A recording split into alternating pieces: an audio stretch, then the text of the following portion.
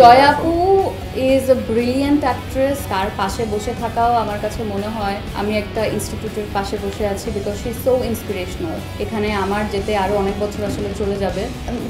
তিশা আপুর সাথে আমার নাম কখনোই আসতো না। অনেক জেনারেশনের কাজ আমি নিজেই দেখি না। মালাইকাও নাটক অনেক কম করছে, ও পড়াশোনার মধ্যে দিয়ে আছে, ভালো স্টুডেন্ট আলহামদুলিল্লাহ এখনো। আমরাও চাই ও আসলে স্টাডিজটা শেষ করুক, ও নিজের পথ নিজের মতো করে বেছে নিবে। আমার ছোটকাল দেখানোর জন্য ওকে প্রয়োজন। জয় আপু is a brilliant actress of our country and definitely one of my favorites. তার পাশে বসে থাকাও আমার কাছে মনে হয়।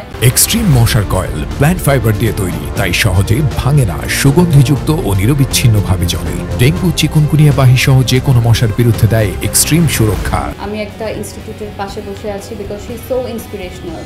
অ্যান্ড ওনার যেই ভিশন, যেই এনার্জি এবং যেই মোটিভেশন নিয়ে উনি প্রত্যেকটা কাজ করেন, দ্যাট ইজ ডিফারেন্ট লেভেল। এখানে আমার যেতে আরও অনেক বছর আসলে চলে যাবে। আদৌ যেতে পারবো কি না সেটাও একটা প্রশ্ন, বাট ডেফিনেটলি আমি বলবো জয় আপু, বাঁধন আপু, তারা তিশা আপু, তারা কিন্তু ফ্যান্টাস্টিক অ্যাক্ট্রেসেস আমাদের আগের জেনারেশনের। আর যদি আমরা হচ্ছে গিয়ে আমরা যেমন তাদের কাজ ধরে শিখেছি, কাজ দেখে শিখেছি, স্টাডি করে শিখেছি, নেক্সট জেনারেশনরাও আসলে তার আগের জেনারেশনটা কাজ দেখে শিখবে, এটাই খুবই ন্যাচারাল। তিশা আপুর সাথে আমার নাম কখনোই আসতো না। আসলে কেউ কারো জায়গা নিতে পারে না, কেউ অন্য কেউ হয়ে যেতে পারে না, কিন্তু হয়তোবা মানুষ এটা দিয়ে এটাই বুঝায় যে সে ভালো করছে, তার মতো আরেকজনও ভালো করবে। এখনকার যারা আছেন, যারা এখন নিয়মিত একদম নাটক করছেন, তারা যখন মাঝে মাঝে কিছু ইন্টারভিউতে বলে যে মেহজাবিন আপু যেরকম করে কাজ করেছেন তার মতো করতে চাই, তখন অবশ্যই অনেক ভালো লাগা কাজ করে। মনে হয় যে যাক, আমি হয়তোবা কিছু একটা করতে পেরেছি, সামহাও ওদের লাইফে এক ধরনের একটা ইম্প্যাক্ট ফেলতে পেরেছি বলে তারা আমার নামটা নিচ্ছে। Definitely this is a very good feeling. সবাই কাজ করছে ভালো। নাম নিয়ে বলতে গেলে আজকে আসলে অনেক সময় চলে যাবে, but everyone is doing well.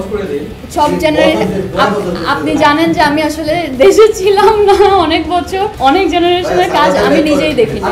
মালাইকার সাথে আমার নাটক, একে তো আমি নাটকই অনেক কম করছি, মালাইকাও নাটক অনেক কম করছে, ও পড়াশোনার মধ্যে দিয়ে আছে, ভালো স্টুডেন্ট আলহামদুলিল্লাহ এখনো। তো আসলে ওর যখন 1 মার্ক কেটে যায়, ও তখনই অনেক প্যানিক করা শুরু করে যে আমি ভালো করছি না। তো আলহামদুলিল্লাহ ও যেহেতু ওর স্টাডিজ নিয়ে অনেক বেশি সিরিয়াস, আমরাও চাই ও আসলে স্টাডিজটা শেষ করুক। তার আগে যদি ও ব্রেকে, নিজের সেমিস্টার ব্রেকে যদি কিছু করতে চায়, কিংবা যেই অফারগুলো ওর কাছে আসে সেইগুলো যদি ওই সময়টাতে অ্যাকোমোডেট করা যায়, তাহলে দ্যাটস ফাইন। বাট ও যে এখন অনেক কাজ করবে ব্যাপারটা তাও না।